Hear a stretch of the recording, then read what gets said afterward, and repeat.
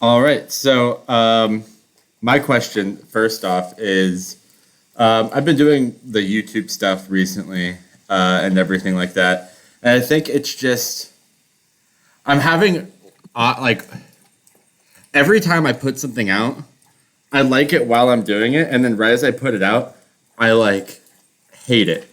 Well, not hate it, but it's more like every time, like it's like everything you put out, I'm like embarrassed to put it out like immediately after it puts out, and I don't know how to get over it because I think I understand like other people looking at it aren't gonna be like that, but it's such a weird feeling to put out something that like you work on for like that long, and then you're so like critical of it, you know?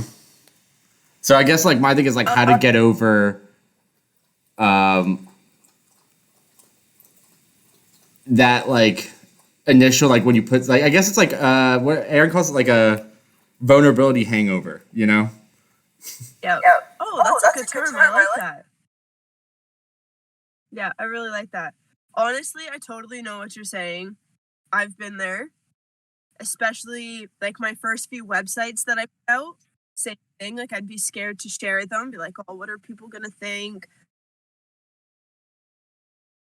This thing that really helped me, honestly, was showing up on Instagram because it's still a form of creating. The way I edit my photos, the way I shoot my photos, it's definitely something that you get over with practice, which sucks because it's like for some people it takes them ages to get over.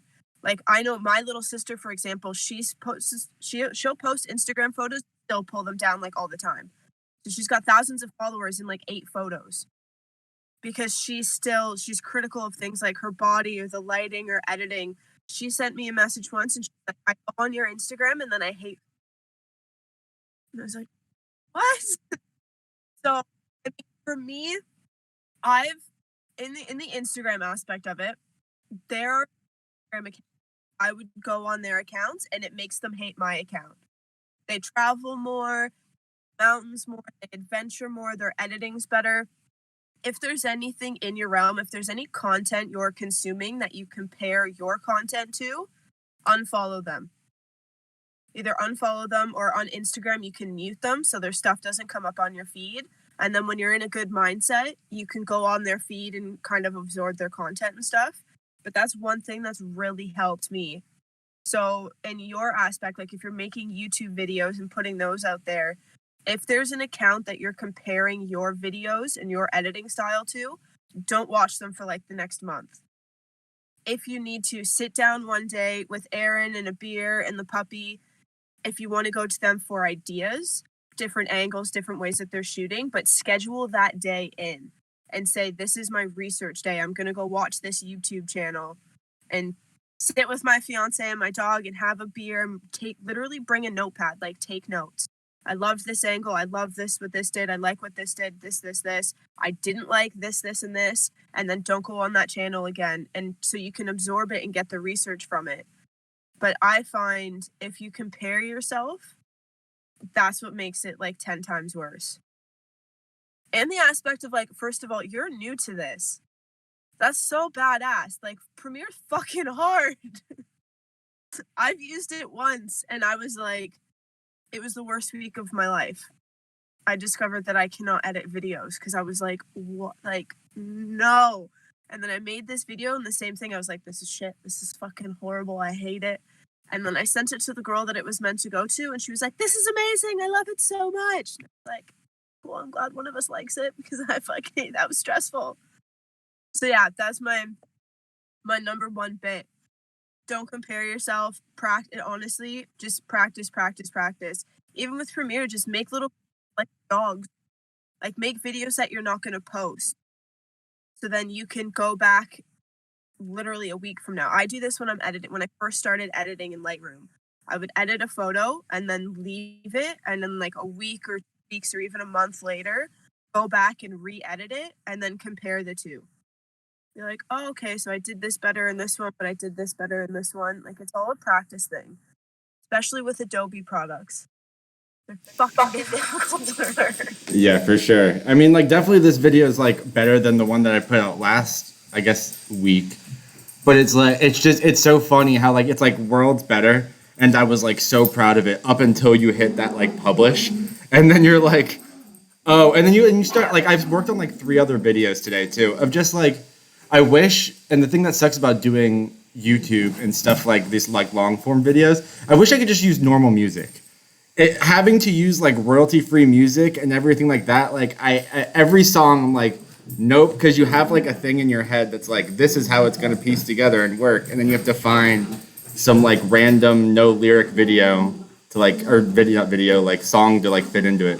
It's just so like yeah, it definitely takes practice, and yeah, that's definitely what I've been doing is like I don't know, I don't even watch travel stuff because I find it so cringe sometimes the way that people do it, and I'm so focused on not doing that, but it's like it's yeah, so I definitely feel what you're saying. Are you like gung ho on doing like the long form video, or would you get on something like TikTok?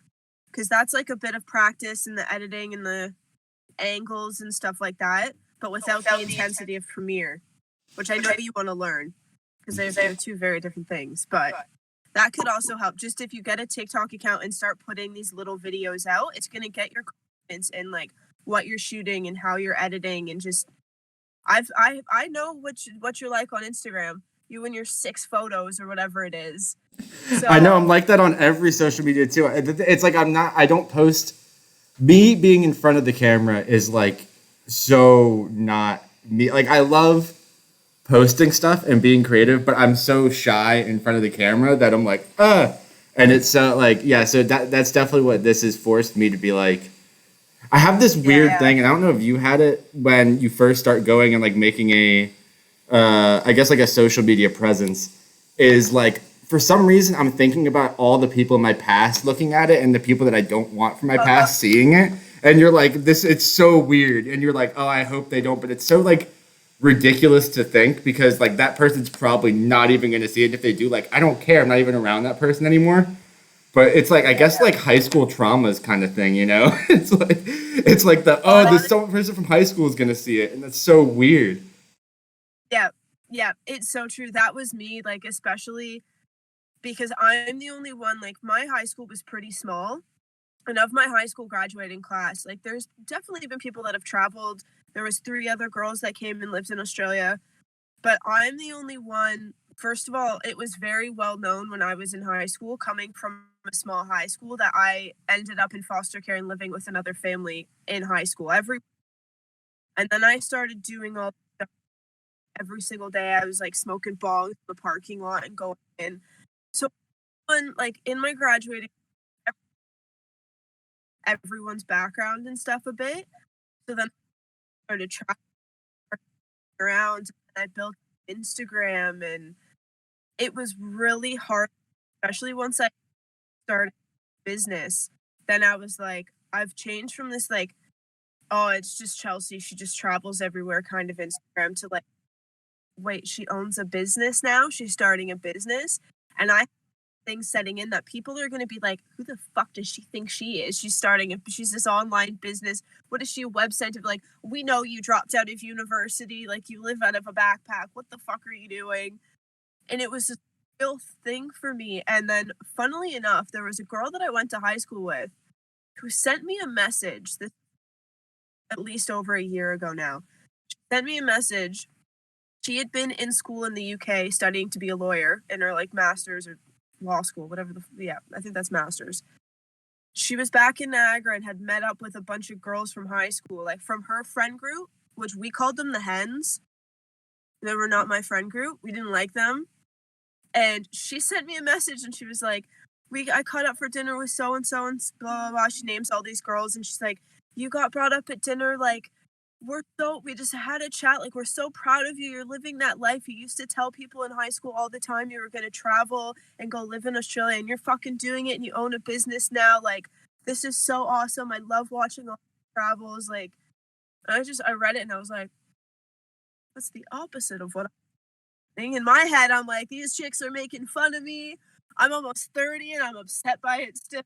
Graduated 10 years ago and I'm like, oh God, the high school bully.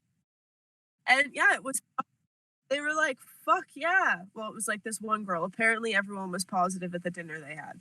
But you'd be surprised. I mean, I was pretty surprised. As long as, like, there's always assholes that just have nice thing.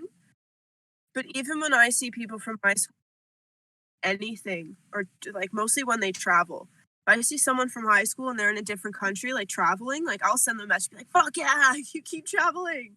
That's yeah, more.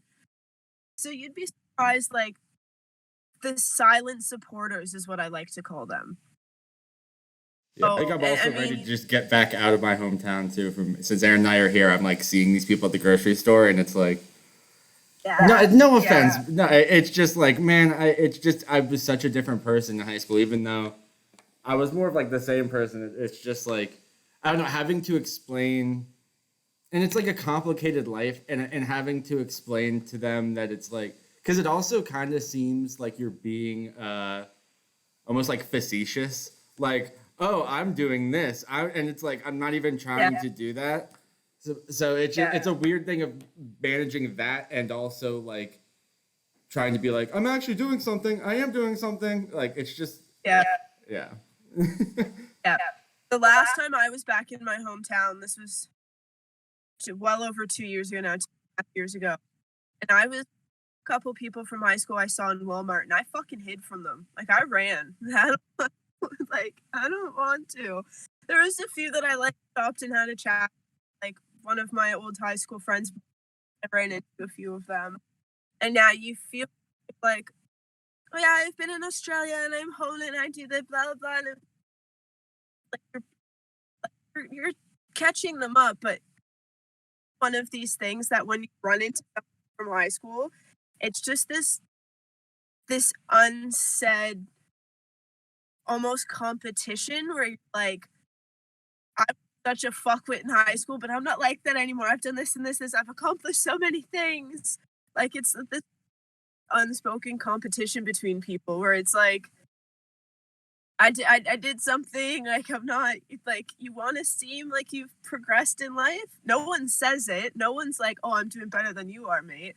But it's just like silent behind there where you're like, yeah, this and this and this, and then you just, yeah, that little fizzy, like just boasting a little bit, and you're like, yeah, I did the thing. Yeah, I get that. Yeah, yeah, totally get that.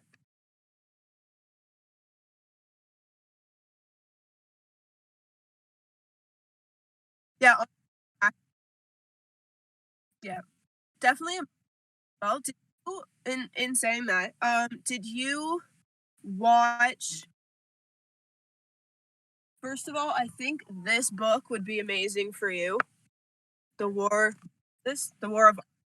It's just literally blocks, different mindset blocks on getting creative, which I think that's exactly the case. This book cost me, I think it was like $11 online, but it's basically this guy specifically is a writer, but he goes through different, basically the war of your art. So whatever your art is, whether it's like painting or writing, video, photography, things like that. But he basically goes through the ways to, he basically just throws everything right out there. These are your different battles. This is what's going to stop you from creating your art, and kind of a few roadblocks and how to get over them. And it's a very easy read. Like it's kind of like he just like, you can see that. So there's like not all the pages are full. It's very like this resistance, this resistance, this, like on each page goes over a different resistance. There's a little blurb on it. So it's really easy to digest. Like it's not like page and page and page and next chapter. It's like this one blurb, this one blurb.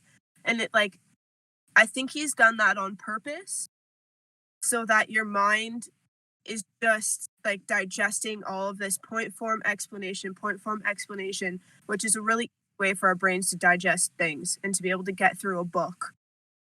So highly recommend this. Yeah, leave me that in the or yeah, send me the artist or not the artist one. Can't even talk to that. Send me the author and everything. I'll definitely Yeah. look into that. I definitely have ADHD brain, so anything that I can That- take that's like just a passage. Oh, short stories are my thing. Yep. Yeah, I'll link that in below because I think there's a people in the group that could really benefit from that. So yeah, I'll put a little underneath.